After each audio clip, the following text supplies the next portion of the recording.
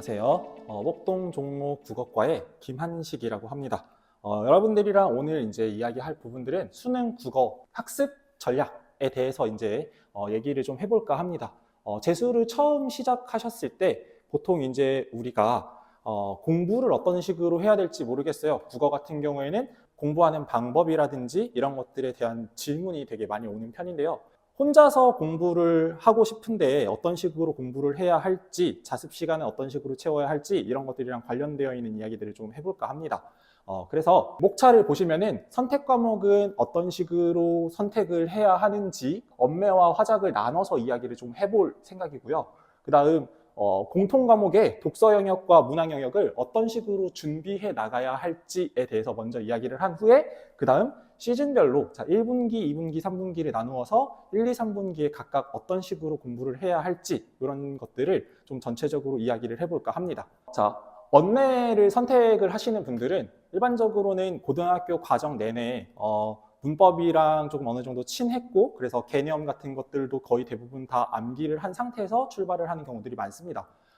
문법 같은 경우에는 작년에 이제 2026학년도죠. 9월 평가원과 그다음 수능에서는 실제로 조금 난이도 높은 문항들이 출제가 되었습니다. 그게 단점이 될 수도 있지만 장점으로 작용하는 경우들도 있는데요. 변별력을 높였다라고 하는 점에서는 사실 이제 좀 고득점을 노리는 학생들은 조금 장점이라고 볼 수가 있었을 것 같고요. 그 다음 문법 같은 경우에는 사실 이제 공부한 만큼 투자를 한 만큼 확실하게 조금 풀어낼 수 있는 영역이다 보니까 뭐 이런 것들이 조금 장점으로 작용하지 않을까 싶습니다. 그 다음 숙련이 조금 되고 나면 문제 푸는 시간 자체를 단축할 수 있기 때문에 화법이랑 작문에 비해서 확실히 언매 같은 경우에는 시간이 조금 덜 드는 경향들이 있습니다. 매체 같은 경우는 사실 그렇게 어렵지 않게 풀 수 있는 것들이 거의 대부분이고요. 그러다 보니까 이제 언매를 선택하시는 분들은 본인이 학습량이 조금 제대로 잡혀 있거나 그다음 문법 개념을 제대로 해 놓은 상태에서 출발을 하는 경우들이 많은데 만약에 이제 뭐 수학이라든지 다른 과목들의 성적이 조금 받쳐주는 편이라면 언매를 선택하는 것도 좋은 선택이 될 수 있습니다. 단점으로는 사실 전체적인 학습량 자체가 증가한다는 거는 어쩔 수 없는 부분이라고 생각을 하고요. 체감 난이도가 상승을 했기 때문에 완벽하게 사실 공부가 되어 있는 게 아니라면 조금 틀릴 가능성이 요즘에는 많이 생겼다 이런 생각들을 하시면 좋을 것 같습니다. 추천을 조금 제가 해드리자면 뭐 암기라든지 이런 체계화하는 것들, 그 다음 뭔가 적용하는 것들에 자신이 있으신 분들은 언매를 선택하시는 게 좋을 것 같고요. 표준 점수 같은 경우에서 이제 좀 표점으로 이득을 조금 보고 싶다. 높은 변별력, 높은 표준 점수 이런 것들을 원하는 학생들은 좀 문법을 선택을 하는 게 언매를 선택을 하는 게 좋은 선택이 되지 않을까 싶습니다. 자, 화작 같은 경우에는 유형화가 좀 잘 되어 있는 편입니다. 그래서 화법 지문과 그 다음에 작문 지문에서 나오는 지문의 유형이라든지 그 다음에 거기에서 나오는 발문의 유형이라든지 이런 것들이 굉장히 좀 체계적으로 잘 되어 있기 때문에 준비를 한다라고 얘기를 했을 때 개념적으로 학습할 양이 그렇게 많지 않습니다. 그러다 보니까 선택 과목에 대한 학습량 전체는 조금 언매에 비해서 확실히 적은 부분들이 있고요. 그러다 보니까 다른 과목들을 준비를 많이 해야 되는데 내가 국어에다가 쓸 시간이 그렇게 많지 않다라고 하는 분들은 특히나 선택 과목에 쓸 시간이 그렇게 많지 않다라고 생각하시는 학생들은 화작을 선택하는 게 조금 더 유리한 판단이 될 수 있겠습니다. 그래서 뭐 보통은 지문의 구조, 문제 유형 이런 것들을 제대로 파악을 해 놓으면 나머지는 독서를 준비를 하면서 같이 이제 독해력이 상승하면 점수가 같이 올라가는 구조이기 때문에 화작 같은 경우로 선택을 하실 분들은 문법이 발목을 잡아서 내가 언매를 조금 하기 힘들다라거나 내지는 독해 속도나 집중력이 조금 좋은 분들은 화작을 했을 때 조금 더 문제를 빨리 풀 수 있고 빠른 시간 안에 해결을 하면 확실하게 장점으로 가져갈 수 있는 부분이 화작이라고 보시면 될 것 같아요.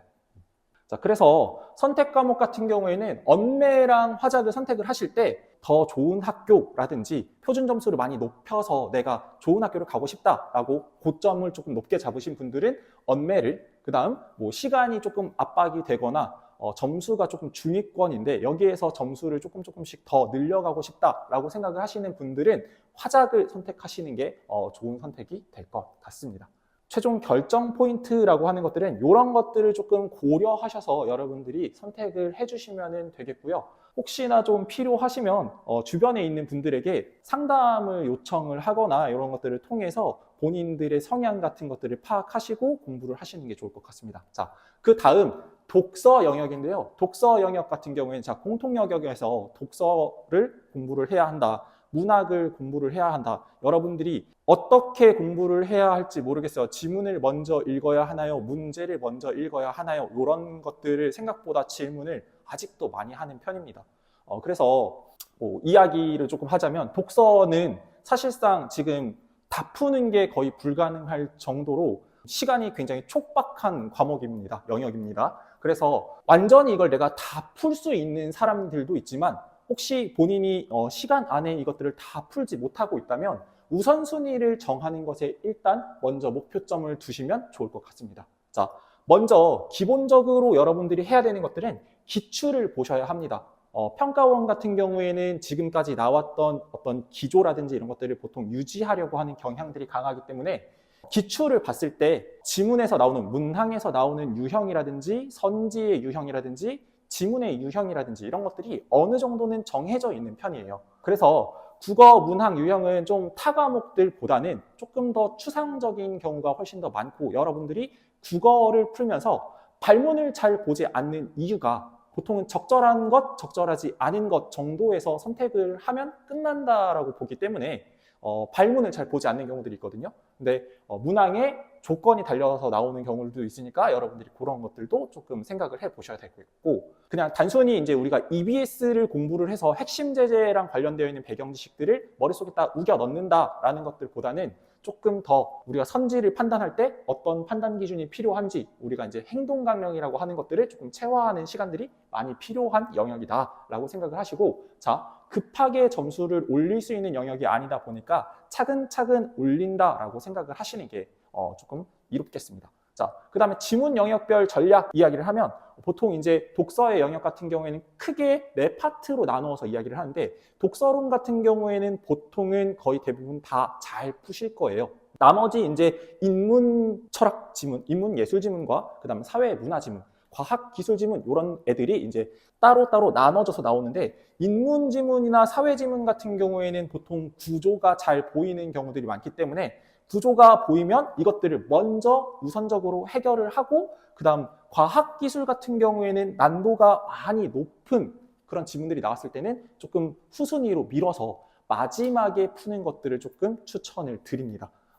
새 지문에 14문항이 나오는데 14문항을 다 풀 수 있는 시간이 보장이 되지 않는 경우들이 많거나 내지는 우리가 지문을 읽으면서 조금 시간이 걸리는 경우들이 많기 때문에 우선순위를 미리 설정을 해 두시고 그 우선순위에 맞춰서 지문의 영역들을 우선순위대로 먼저 풀어야 할 것과 나중에 풀어야 할 지문들로 나눠 놓으시는 게 일단은 시간 관리에 가장 유리한 전략이 되지 않을까 싶어요. 그래서 실전에서 여러분들이 시험을 보면서 시간을 관리하실 때는 지문 영역별로 소요 시간이 명확히 설정이 되어야 되기 때문에 혼자서 여러분들이 공부를 하실 때는 꼭 지문을 읽고 문항을 풀 때마다 시간을 반드시 재주셔야 돼요. 얼만큼 걸렸는지를 확인을 해야 내가 이 지문에서 시간이 오래 걸리는구나. 조금 빠르게 풀 수 있구나. 자, 보통은 시간이 오래 걸리는 영역들 같은 경우에는 그 지문이 내가 보통 약하기 때문에 이해가 조금 더디기 때문에 시간이 오래 걸리는 거라고 생각을 하시면 되고 이런 지문들은 항상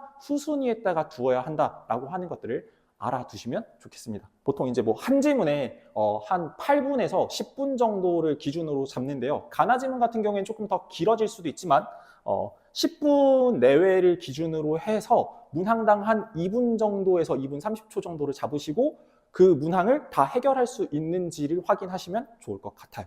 그래서 시간을 관리를 한다, 그 다음에 지문의 우선순위를 조금 설정을 해놓는다, 이 두 가지가 실전에서 가장 필요한 것들이고 여러분들이 혼자서 공부할 때 연습해 두고 그 다음 체화를 시켜둬야 되는 부분들이 이런 것들입니다. 시간을 내가 어떻게 써야겠다, 그래서 지문의 우선순위는 이런 식으로 설정을 해야겠다 같은 것들이 필요하다라고 보시면 될 것 같아요. 자, 다음으로 문학 영역 같은 경우에는 사실 이제 문학이든 독서든 기본은 기출이 잡고 있는 게 맞습니다. 자, 우리가 수능 특강 굉장히 중요하다, 수능 완성 중요하다라고 이야기를 하지만 EBS에서 연계돼서 나오는 내용들이 분명히 있고요. 다만 전체적인 지문이 완전히 똑같이 나오지는 않습니다. 자, 그럼에도 불구하고 우리가 연계 지문 같은 경우를 계속해서 활용해야 되는 이유는 문학 같은 경우는 주제라든지 서술의 흐름이라든지 시상이라든지 아니면 표현법이라든지 이런 것들이 바뀌는 경우가 없기 때문에 글의 전체적인 흐름이라든지 주제 내지는 인물 정보, 화자 정보 같은 것들을 제대로 알고 있으시다면 확실히 문제를 풀 때 내신을 푸는 것처럼 미리 공부한 효과를 누리실 수 있는 과목이 문학입니다. 그래서 전체적인 시간 관리에서 문학이 차지하는 영역이라고 하는 건 여러분들이 EBS를 얼만큼이나 제대로 공부를 했느냐에 따라서 사실은 조금 더 여러분들이 원래 줄일 수 있는 시간들보다 더 줄일 수 있는 부분이 문학이 되지 않을까 싶어요. 그래서 작품의 유형 같은 경우도 상당히 많기 때문에 다양한 것들을 많이 풀어보시는 게 중요한데 국어의 학습이라고 하는 것들 자체가 거의 대부분 기출이 중심이 되어 있고 그 외적인 것들을 거의 하기가 힘들다 보니까 여러분들이 아마 1년 동안 풀게 되는 내용들의 거의 대부분이 기출, 그 다음 거기에 이제 뭐 교육청이라든지 EBS, 리트, 미트 이런 것들까지도 손대시는 분들이 있는데 뭐 사설 모의고사랑 이런 것들을 생각을 했을 때는 좀 반복적으로 출제되는 작가나 작품들이 있을 거고 그런 작가에 대한 정보라든지 내지는 작품에 대한 정보 같은 것들을 어느 정도 알고 있으시면은 조금 더 유리하게 풀 수가 있겠죠. 그 다음에 문제 같은 경우도 유형 정도가 정해져 있기 때문에 비슷한 유형들이 계속해서 나오게 될 겁니다. 그럼 그 문제들을 처리하는 방법 같은 것들을 체화시키는 게 굉장히 중요하겠죠. 보통 이제 문학 같은 경우에는 독서보다는 조금 더 판단 기준이 불명확한 경우가 많아서 독서는 잘하는데 문학은 잘 안 돼요 하시는 분들이 조금 있습니다. 그 맞다 틀리다 보다는 적절하다 적절하지 않다를 기준으로 이제 나누다 보니까 훨씬 더 판단 기준이 모호해지는 경향이 있는 것 같아요.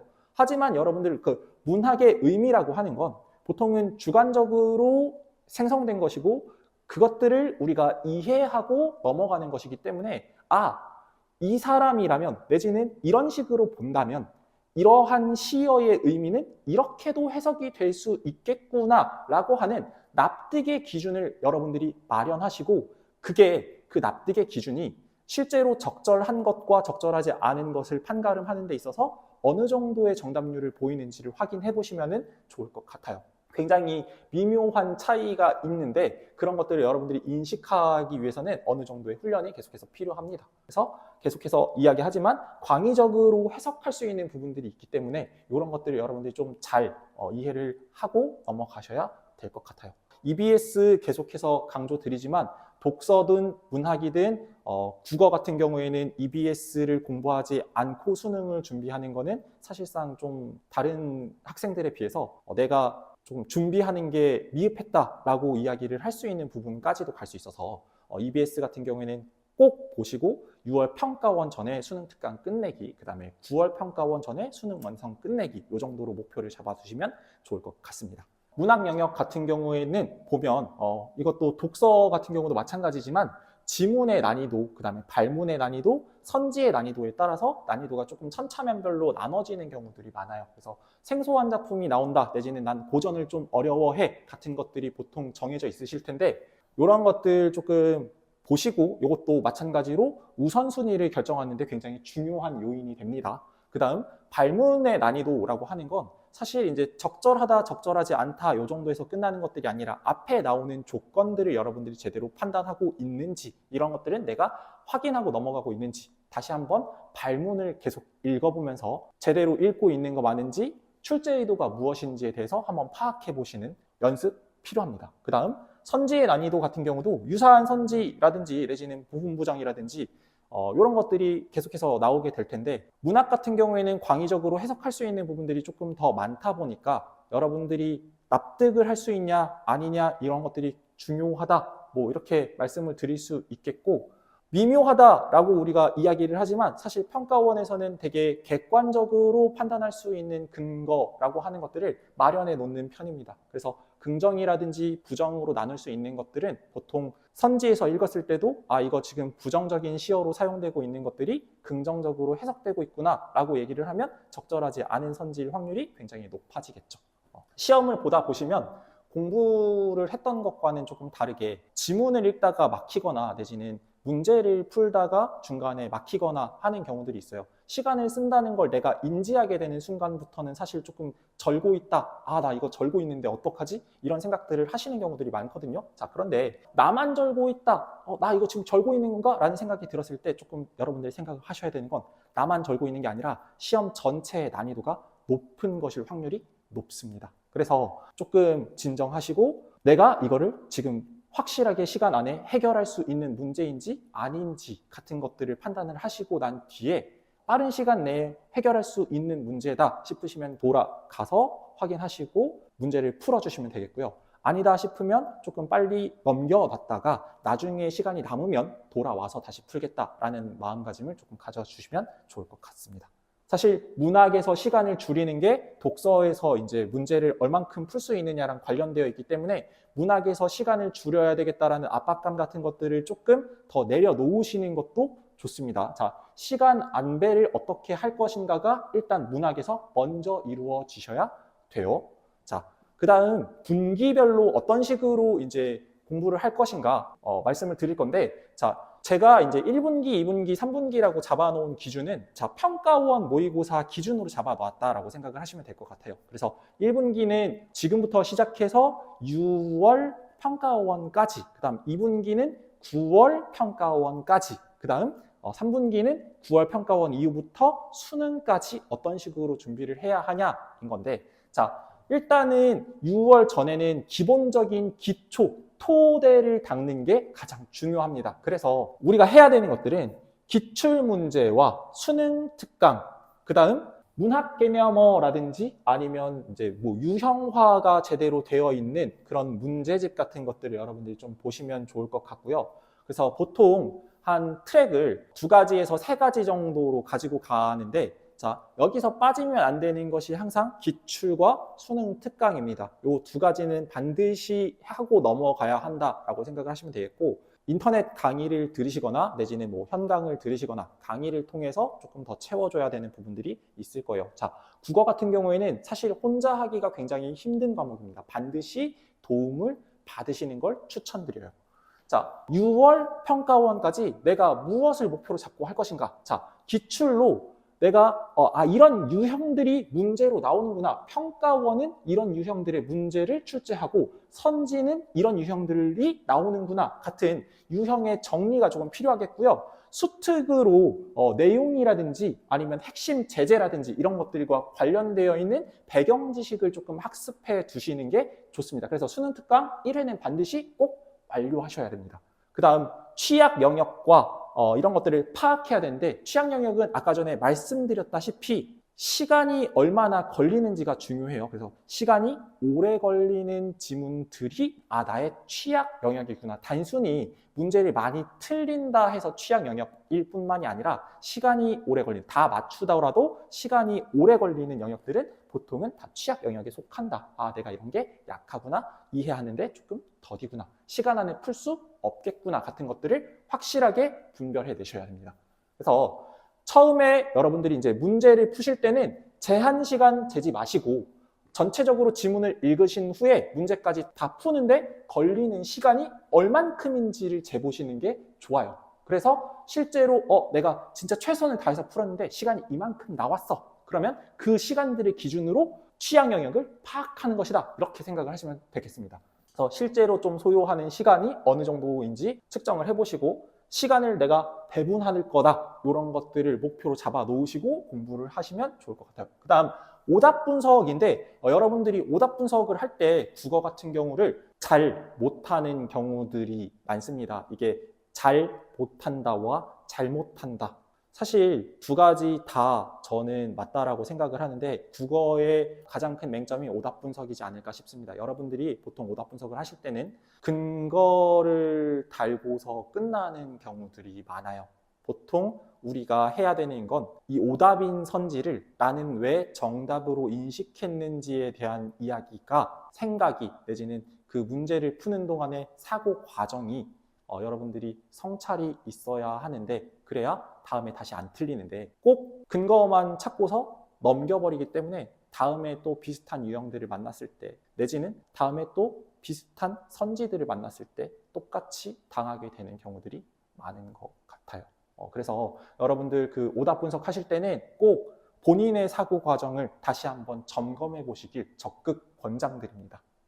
1분기는 조금 기초를 다지는 가장 중요한 시기입니다. 그래서 이 시기에 공부를 제대로 해놓지 않거나 내지는 토대가 제대로 잘 닦이지 못하면 6월, 9월에 넘어가서 해야 되는 학습 분량 자체가 늘어나게 될 위험성이 커져요. 그래서 시간에 너무 쫓기면서 공부를 하기보다는 조금 기간을 길게 잡고서 6월까지 그러면 내가 무엇을 해야 되는지를 조금 고민을 해 놓으시고 기본기를 다지기 위해서는 내가 이런 것들을 조금 해야 되는구나 같은 것들을 확인해 놓으시면 좋겠습니다. 그래서 기출문제와 수능 특강은 반드시 풀고서 넘어가야 한다라고 보시면 되겠습니다. 자, 그 다음 이제 2분기와 3분기인데 2분기는 6월 평가원 이후에는 수능 완성이 나오기 때문에 수능 완성을 좀 활용을 해서 80분 동안 타임어택 훈련을 하시면 좋을 것 같아요. 수능 완성 같은 경우에는 보통 모의고사의 형식으로 45분 문항이 그대로 들어가 있기 때문에 5회분 정도가 나오고요. 그 뒤에 이제 뭐 실전학습이라고 해가지고 한 2회분 정도가 더 들어가 있어서 총 한 7회분 정도의 학습을 할 수 있는 학습서입니다. 그래서 80분 타임어택 훈련 한번 해보시고 모의고사를 어떤 식으로 풀어야 할지 그러면 6월까지 쌓아왔던 우선순위라든지 그런 시간을 분배하는 연습했던 것들을 여기에서 활용하시면서 지문에 대한 이해까지 같이 가져가시면 좋을 것 같습니다. 그래서 내가 지금 굉장히 취약한 유형이 무엇인지에 대한 이런 것들이 보통 이제 2분기에는 조금 많이 이루어져야 되고 그래서 2분기에 여러분들이 하셔야 되는 거는 타임어택도 타임어택이지만 정말 많은 양의 공부들을 하시는 시기가 보통 6월에서 9월로 넘어가는 시기입니다. 그래서 이때 양을 조금 많이 치다 보면 성적도 조금 자연스럽게 상승하는 경우들도 많고 그래서 폭발적으로 성장하는 구간이 이제 2분기이기 때문에 이 2분기에 공부를 하실 때 실전에 가까운 공부들을 조금 더 양에 맞춰서 공부를 하시면 좋을 것 같고요. 3분기 같은 경우에는 9월 평가원 이후이기 때문에 수능으로 가기 전에 가장 마지막 길목입니다. 이때는 보통 기출이라든지 여러분들 그 전에 아마 사설 모의고사까지 풀면서 오셨을 텐데 그런 모의고사들이라든지 이런 것들 활용해서 오답 분석을 조금 제대로 해주셔야 될 것 같아요. 그래서 틀린 문항들을 조금 질적으로 많이 분석을 하셔가지고 저점을 조금 더 높이는 시기가 이때가 되지 않을까 싶어요. 그래서 보통 우리가 9월 모의고사가 내 수능 점수야, 네 수능 점수야 이런 식으로 이제 이야기를 하는 경우가 많은데 9월 모의고사에서 사실 양을 쳐가지고 올릴 수 있는 점수는 그렇게 많지 않습니다. 그래서 보통은 여기에서 고쳐가지고 올라가는 점수들이 과목당 한 문항에서 두 문항 정도가 될 거예요. 그래서 한 문항, 두 문항 정도를 올리면 전체적으로 원점수 자체는 한 4점에서 5점 정도 올라간다라고 생각하시면 되겠죠. 그러다 보니까 점수가 크게 상승하지는 않는다. 그리고 내가 상승하면 다른 친구들도 상승한다. 상대평가니까 이 정도 기억해 주시면 좋을 것 같고 그러다 보니까 저점, 밑에 있는 점수들을 좀 단단하게 만드는 시기가 이 시기가 되어야 된다.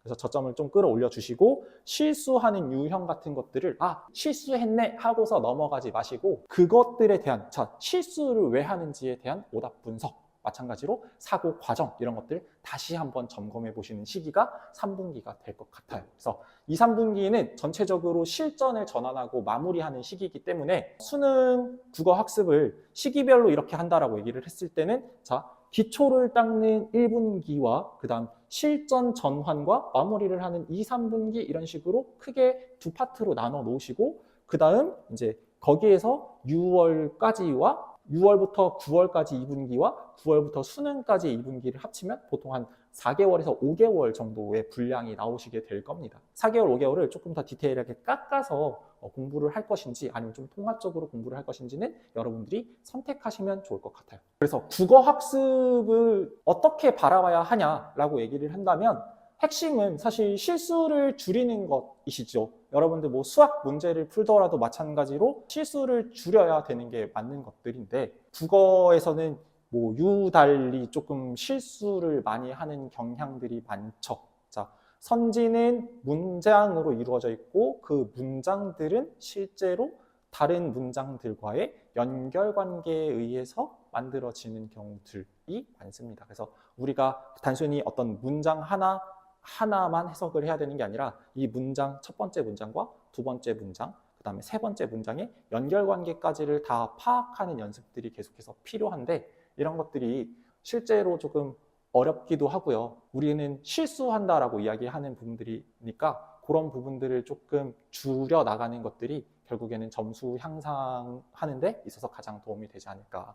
그 다음 실제 실전에서 여러분들이 80분이라고 하는 시간 동안 45문항 푸는 게 쉽지 않은데, 그 쉽지 않은 시간을 어떤 식으로 관리할 것인가에 대한 목표점이 반드시 필요해요. 그래서 45문항을 다 푼다, 다 풀지 못한다면 내지는 어떤 것들을 버려야 할까, 이런 것들이 조금 필요하죠. 뭐 수학 같은 경우도 저희가 시간 안에 문제를 30문항 다 푸는 게 아니라 몇 문항 정도는 이제 뭐 버리고 가는 분들도 있고, 그걸 다 풀어서 해결할 수 있다면 너무나 좋겠지만 점수를 올려야 되는 입장이라면 아마 좀 시간이 많이 걸리실 거예요. 자, 체계적인 오답 분석으로 실력 향상이라고 얘기를 했는데, 자, 오답 분석은 항상 사고 과정을 점검하는 것부터 시작이라는 점 잊지 말아 주시고요. 선택 과목은 강점을 가지고 있는 부분들에 의해서 선택을 하시는 게 훨씬 더 좋습니다. 회피를 통한 전략보다는 내가 가지고 있는 게 무엇인지, 나의 강점,